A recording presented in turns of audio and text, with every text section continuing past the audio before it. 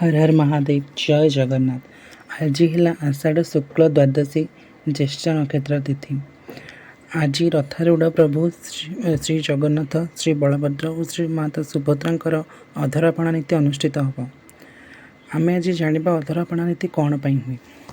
जितेबाला प्रभु श्री जगन्नाथ भाई भगिनी बड़दाण्ड को आसी था से नर नारी किन्नर समस्त को मुख्य दिखती।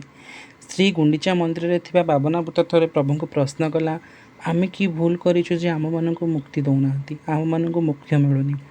प्रभु कहले तुमको भी मुख्य मिल। तेणु जितेबाला रथ आसी श्री मंदिर निकट में पहुँचे से स्थान एक तीन छकिया स्थान अटे जो जहाँ भी अर्पण हुए ताहा ना देवता ना नर मान अर्पण हुए ताहा सीधा सड़क भूत प्रेत मान उद्देश्य अर्पण हुए। तेणु अधर अधर अर्थ जहाँ धरी हुए ना ताको अधर कहुए अर्थात भूत प्रेत। अधर विस्तृत तुम्ब अर्थात महाप्रभु अधर पर्यंत लंबी तुम्ब। सही तुम्बरे छाची सर कदली छेना गोलमरीच गुंड कर्पूर जाईफल आदि पड़ी पणा प्रस्तुत होता है। ठाकुर मान मध्याह्न धूप शेष होगा पर अधरपणा नीति आरंभ हुए। श्रीमंदिर प्रशासन राघव दास मठ और ओडिया मठ पणा प्रस्तुति सामग्री जोगाई देती।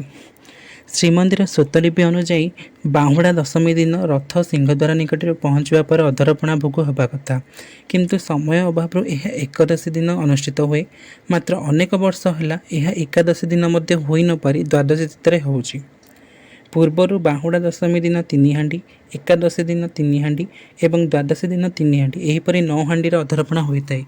एबे यह परिवर्तन होई गोटे दिन अर्थात द्वादशी तिथि 3 दिनों पाखे 3 हांडी रखा जाए अधरपणा नीति अनुष्ठित हुए। अधर चुंबित पणा को प्रभु जितेबाला ग्रहण करती तापर यह चंडी चामुंडा भूतप्रेत मान उद्देश्य यही अधर हांडी को भांगी दि जाए से माने यही पणा को मुख्य लाभ करती। धन्यवाद।